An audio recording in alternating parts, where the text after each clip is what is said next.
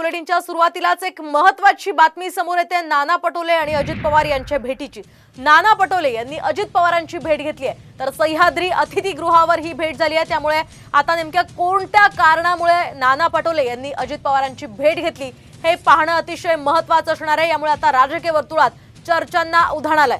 खरं तर आपण पाहतोय नाना पटोले हे वारंवार महायुती आणि विशेषतः अजित पवारांच्या राष्ट्रवादीवर गेल्या काही दिवसांपासून टीका करतात। मात्र आता नाना पटोलेंनी अजित पवारांची भेट नेमक्या कोणत्या कारणावरून घेतली हे पाहणं अतिशय महत्त्वाचं असणार आहे। या संदर्भात आपण अधिक माहिती जाणून घेऊयात आमचे प्रतिनिधी सुनील काळे यांच्याकडून।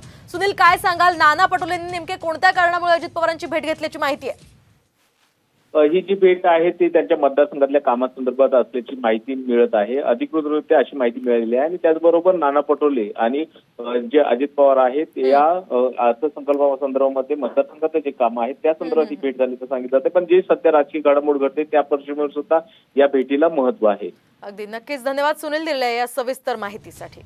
आपण पाहतोय आता नाना पटोलेंनी त्यांच्या मतदारसंघाच्या कामामुळे अजित पवारांची भेट घेतल्याची माहिती आहे। सह्याद्री अतिथीगृहावर ही भेट घेण्यात आली आहे।